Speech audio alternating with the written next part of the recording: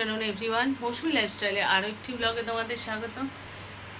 আর রান্না করে এই তো ভুলভাল কথা বলি, স্নান করে রান্না করে চলে এসেছি। মিঠিও চলে এসেছে, আমাদের খিদে পেয়ে গেছে। এখানে হচ্ছে ডিম ভাজা, তোমাদের দেখালাম কিছুই রান্না করিনি, ডিম ভাজা আলু ভাজা, কারণ মাম গেছে কলেজে। তো এই রান্না করেছি ঘি দিয়ে, ডিম ভাজা দিয়ে, আলু ভাজা দিয়ে ভাত খাবো। এটাই আমাদের লাঞ্চ, এইভাবেই চলছে আমাদের দিনগুলো এখন। দাঁড়াও, মিঠু খিদে পেয়েছে, একটা ডিমের অমলেট অলরেডি করে ফেলেছি, ওকে খেতে দিয়ে নি। হ্যাঁ, উল্টাও, একটা অমলেট অলরেডি করে ফেলেছি। এই ডিম ভাজা আর এই আলু ভাজার সঙ্গে দেবো ঘি, আর এই গরম ভাত তো হয়েই গেছে। এই দিয়ে দুপুরে খাওয়া দাওয়া। তো চলো খেয়ে নিই, তারপরে আসছি, কারণ খিদে আমারও খুব খিদে পেয়েছে। আর যেহেতু সবারই পেয়েছে, কারণ সকালবেলা সেরকম খাবার খায়নি। দুধ পাউরুটি খেয়েছে মিঠি, আর আমরা চা দিয়ে। ব্যাস এই মানে চলছে এভাবেই দিনগুলো, কোনো রকমের জোর করে কাটিয়ে নেওয়া আর কি। ঠিক আছে, চলো খেয়ে নিই, তারপরে এসে কথা বলছি। খেয়েতে দুপুরে ঘুমাতে চলে গেছিলাম এবং ভালো মতো ঘুমিয়েছি, বেশ ভালো ঘুমিয়েছি। এবার যাবো ছাদে। উঠে দেখি মাম্মি ঠিক কেউ নেই। মামের মনে হয় পড়ানো কটায় আছে আমি ঠিক জানি না। মিঠি তো 5:30টায় পড়া আছে বলছিল, তার মানে ওরা চলে গেছে পড়তে। আর আমি দুপুরবেলা স্নান করে জামা কাপড়গুলো ধুয়েছিলাম, কিন্তু মেলেনি, ভাল লাগছিল না, মাথা ব্যথা করছিল এত যে খেয়ে দিয়ে একেবারে শুয়ে পড়েছি। সন্ধ্যা এখনো হয়নি, হালকা আলো আছে, তো ভাবলাম চলো এগুলো মেলে দিয়ে আসি।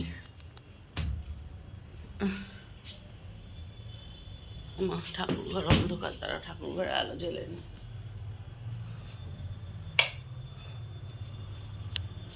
গোপাল সোনা বসে আছে, ভেতর দিয়ে মেলবো, তোমরা বলবে সন্ধেবেলা মেলছো, ঠিক কথাই, শেডের তলা দিয়ে মেলবো। শেডের তলা দিয়ে মেললে কিচ্ছু হবে না। মেলবো, একটা ফ্লোর উঠতেই হাঁপিয়ে গেছি। বাইরে এসেছি যখন, আসলে কি বৃষ্টি নেই, ওয়েদারটা সুন্দর আছে, বাইরে একটু ছাদে চলে এলাম, হাঁপিয়ে গেছি। বর্ষায় না গাছগুলো মন ভরিয়ে দেয়। কি যাবো, গাছটাই যেন মনে হচ্ছে হাজার হাজার কুড়ি হয়েছে, প্রতিটা ডগায় ভর্তি ভর্তি কুড়ি। মানে ফোঁটা ধরলে না গাছ ঠেকিয়ে রাখা যাবে না। আর গাছটা তো অনেক বড়, মানে বুঝতে পারছো লক্ষ্মী জবা গাছটা কীরকম ঝাঁপালো একটা গাছ, হাজার হাজার কুড়ি, মানে প্রতিটা আগায় গাদা গাদা কুড়ি।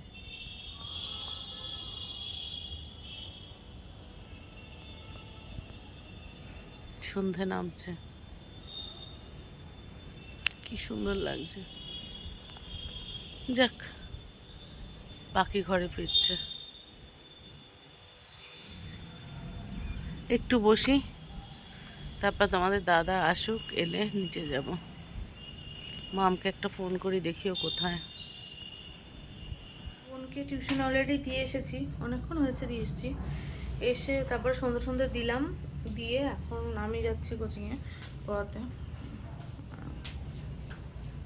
মায়ের আজকে মোটামুটি শরীরটা একটু ঠিক আছে, ফ্ল্যাকচুয়েট করছে না প্রেশার আপাতত আজকে। আর যাই হোক, মোটামুটি ঠিকঠাক আছে, এটাই অনেক। তাই জন্যই ভিডিও হচ্ছে আবার, মানে ভিডিও ওই জন্যই করতে পারছে।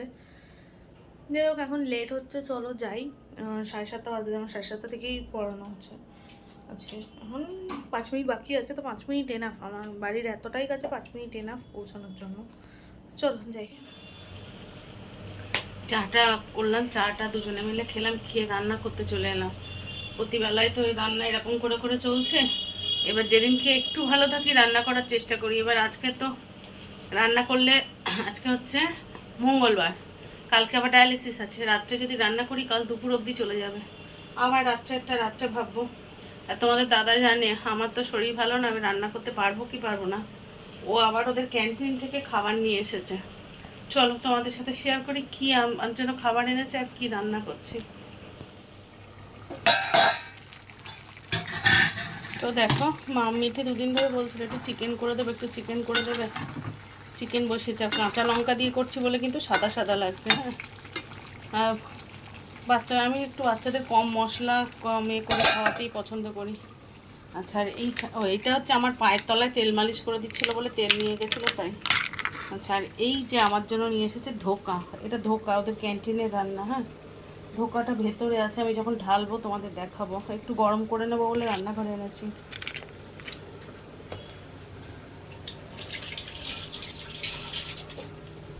আমার ওই মশলাওয়ালা চিকেন টিকেন খেতে ভালো লাগে না, আমি তো খাই না, আমি খাবো না। আর ভাগ্যিস আমার জন্য একটু ধোকা এনেছে, আমি জানি না রাত্রেবেলা আর রুটি নিয়ে আসবে। হ্যাঁ, আমি না ভাত রান্না আর করছি না, রুটি আনবে বলেছে। দাঁড়াও লাইটটা জ্বালিয়ে অন্ধকার, লাইটটা অফ করে বসে থাকি। এত ইলেকট্রিক বিল আসছে আজকাল, বাধ্য হই লাইট অফ করে বসতে। যাই হোক, বসে বসে টিভি দেখছি আর ফাঁকে ফাঁকে রান্না করছি। তো আমার জন্য ধোকা নিয়ে এসেছে আর ওদের জন্য চিকেন করে দিচ্ছি। চিকেনটা দুবেলা হয়ে যাবে, রাত্রেবেলা ওরা তিনজনে তো রুটি দিয়ে খাবে, বেশি তো লাগবে না। কাল দুপুরটাও হয়ে যাবে, তাহলে কি হবে, দুপুরে রান্না করা মামের ঝামেলা থাকবে না, পড়ার টাইম পাবে। আমি আজকাল ওকে একটু রান্না কম করতে বলি যাতে নিজে একটু পড়ার সময় পায়। কিছু মশা, ব্যাগটা আনি, মোটিন জ্বলছে তারপরেও মশা, ভালো লাগে বলো? আর ওই পায়ের তলায় তেল, ওই যে মাঝে মাঝে হাত পায়ের তলা ঠান্ডা হয়ে যায়, মাথা ঘোরে হয়ে যায়, তখন ওই পায়ের তলায় তেল ঢাকাই ছিল তেলটা, তেল মালিশ করার জন্য। তোমার দাদা ওই প্লেটে একটুখানি রেখে দিয়েছে হাত পায়ের তলায় তেল মালিশের জন্য, ঢাকা ছিল। আমি রান্না করতে গিয়ে খুলেছি, আবার কাজ শেষ করে আসার সময় ঢেকে রেখে আসবো। এই আর অনেকে জিজ্ঞাসা করছিলে মানে শরীর খারাপের কথা নিয়ে। দেখো, শরীর খারাপ তো সেভাবে না আমি বলি না, ব্যাপারটা হচ্ছে সুগার প্রেশার ফল করে যাওয়া, এটা ডায়ালিসিস পেশেন্টদের খুব কমন একটা সমস্যা। আর ডায়ালিসিস যদি থাকে সেই দিন তো একেবারে শেষ, আর রাত্রেবেলা যেদিন থাকে পরের দিন বিকাল পর্যন্ত, মানে ডায়ালিসিসের পরে মোটামুটি 24 ঘন্টা একটা এফেক্ট থাকে। সবার ক্ষেত্রে সমান নয়, এক একজনের ক্ষেত্রে এক এক রকম। তো মানে বুঝতেই পারছো, এক একজনের শরীরের উপরে ডিপেন্ড করে এক এক রকম হয়। তো আমার ক্ষেত্রে একটু মাঝে মাঝে উল্টোপাল্টা হয়ে যাচ্ছে, কি করব বলো? প্রেশার সুগার যদি অতিরিক্ত ফল করে যায় না, তখন সত্যি উঠে দাঁড়ানো যায় না। এবার যদি বলো মেজর প্রবলেম, যেমন মানে সিভিয়ার নিউমোনিয়া হয়েছিল, যেমন মাঝে মাঝে অতিরিক্ত শ্বাসকষ্ট হয়, হ্যাঁ সেগুলো আমার নেই।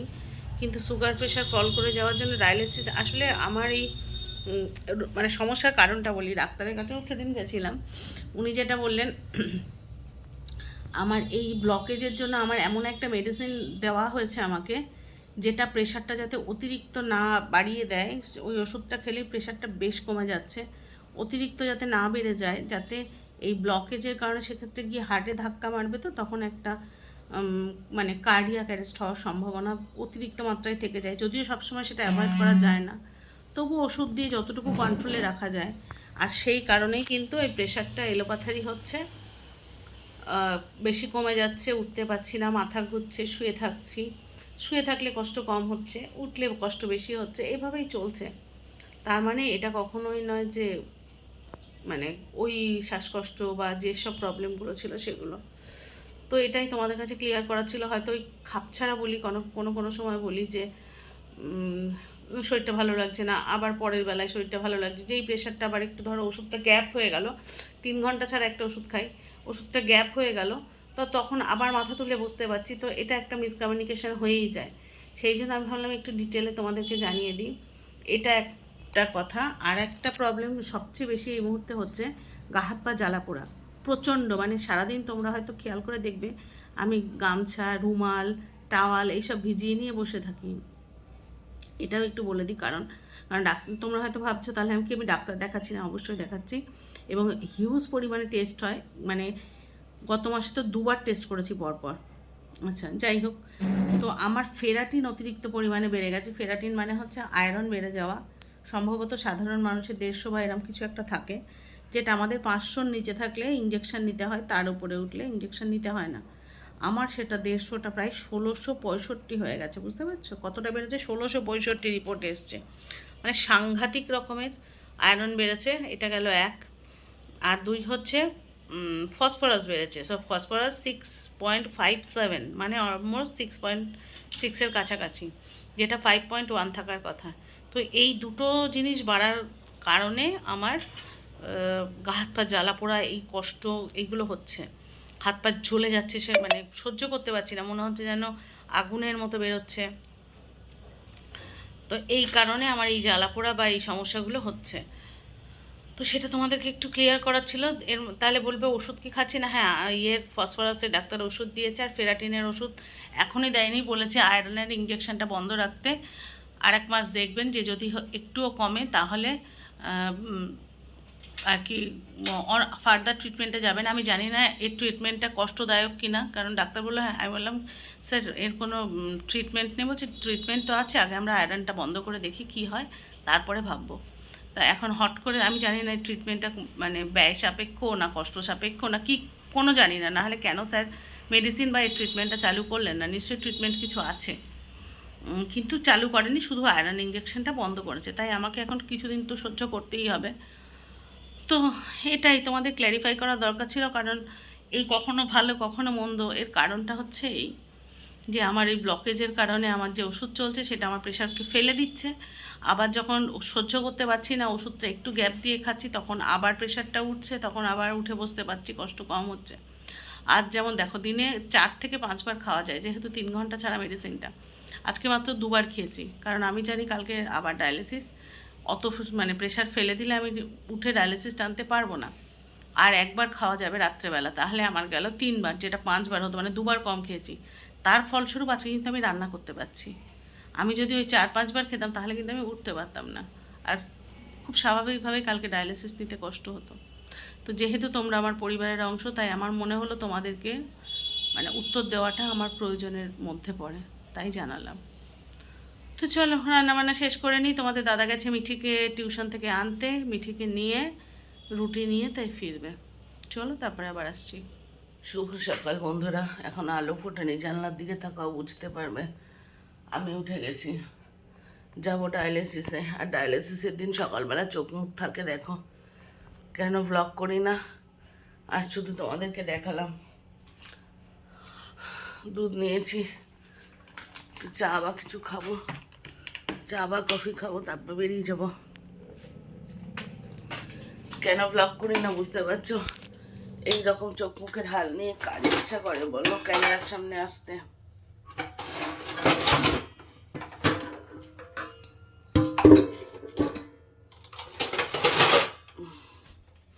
বিভৎস চোখ মুখ ফুলেছে, বিভৎস। দাঁড়াও জল নিয়ে নি, তারপরে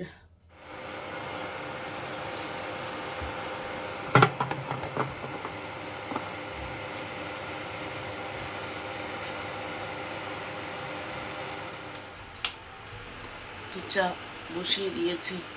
সকালবেলা একটু চা খেয়ে না গেলে খুব কষ্ট হয়, চাটা খুব স্ট্রং হওয়ার দরকার।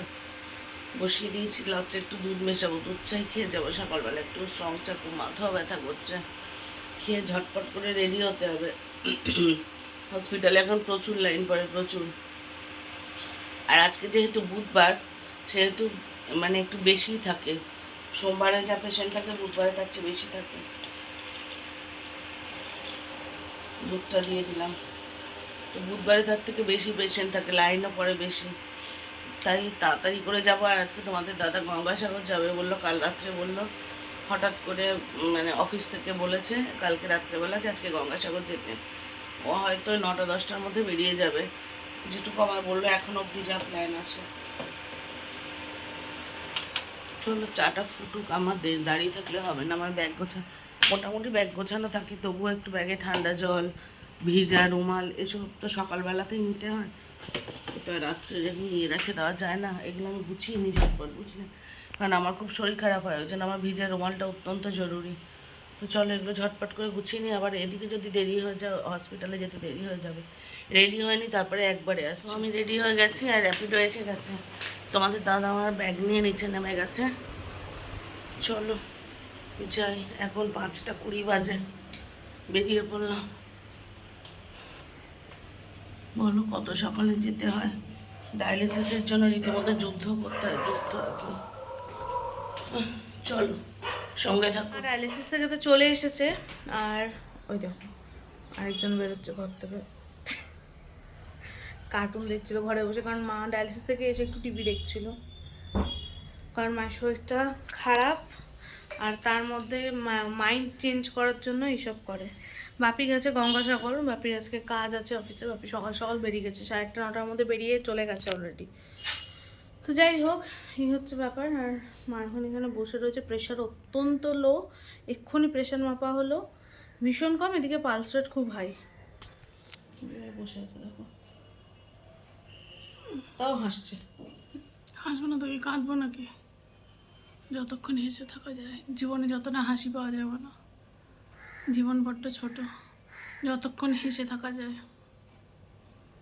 101/62 প্রেশার, পালস রেট 118। কী হয়েছে? তবু আমি ঠিক আছি। এই হচ্ছে মোটিভেশন দরকার, এখান থেকে পেয়ে যাবে। একটু রেস্ট নিয়ে নেবো, তারপর স্নানে যাবো। এতে একটু বসে রেস্ট নিয়ে নেবো, তারপর স্নানে যাবো। আমি সকাল থেকে আজকে কোনো ভিডিও করতে পারিনি, কারণ আমার ফোনে ভীষণ প্রবলেম হচ্ছে। ফোনটা খুব বেশি পুরনো তা না, আবার খুব নতুন তাও না, 1-1.5 বছর হয়ে গেছে ফোনটা। আর ফোনটায় ভীষণ প্রবলেম হচ্ছে। ফোনটাকে ক্যামেরা আজকে যতবার অন করতে গেছি, হয় ভিডিও অন হয়ে অফ হয়ে যাচ্ছে, খুব স্লো হয়ে গেছে অ্যাকচুয়ালি ফোনটা। প্লাস বিভিন্ন রকমের ঝামেলা ফোনে হচ্ছে না। এদিকে ফোনটাকে সাজিয়ে রেখে দিয়েছি, দেখো ওইসব বুনুর ওই বিটসের বক্স থেকে বানিয়েছে নিয়ে, কিন্তু ভেতরের জিনিস কাজ করছে না, সেটা আলাদা ব্যাপার। মা এখানেই অর্ধেক ঘুমিয়ে পড়বে এবার। টিভিটা বন্ধ করে দিলে নাকি? আর ভালো লাগছে না? এতক্ষণ মাইন্ড চেঞ্জ করার জন্য টিভি দেখছিলে, এখন আর সেটাও ভালো লাগছে না। চলো দেখি একটু মিটি কী করছে, জানি ও বসে কার্টুন দেখছে, তো একটু যাই, চলো জ্বালিয়ে আসি। বা তুমি চান করে নাও, একটু যদি ফ্রেশ লাগে। শুয়েই বলছে স্নানে যাবো। হ্যাঁ যাও, আমি একটু বুকে ব্যথা করছে, এই মেরেছে। প্রেশার কমের জন্য। প্রেশার কম আর পালস রেট বেশি বলে বুকে ব্যথা করছে। চলো মিটির কাছে যাই। ওই দেখো, কিছু শুনতেও পাচ্ছে না কিন্তু আমার কথা। কে দেখে? দেখি আমি একটু দেখি কি দেখছিস। জোরাসিক ও জোরাসিক ওয়ার্ল্ড না জোরাসিক পার্ক? কি এটা? Jurassic world. এই খুলে পড়ে গেল, হালকা করে খুলতে গেছি। কেমন লাগছে দেখতে সেটা বল।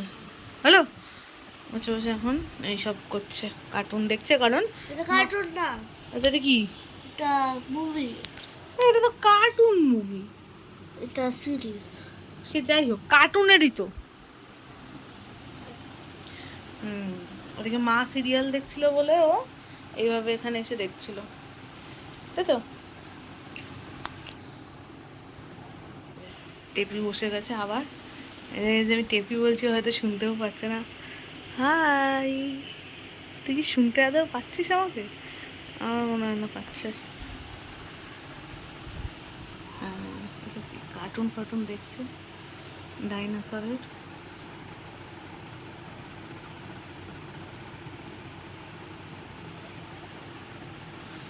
এই হচ্ছে আমার অবস্থা। চলো আমরা ওই ঘরে যাই, গিয়ে কাজ টাজ করি। আর এদিকে আমার ফোনই পড়ে যাচ্ছিল, কিছু বুঝতে পারছি না কি বলছি, তাকিয়ে তাকিয়ে শুধু হাসছে। এই দেখো,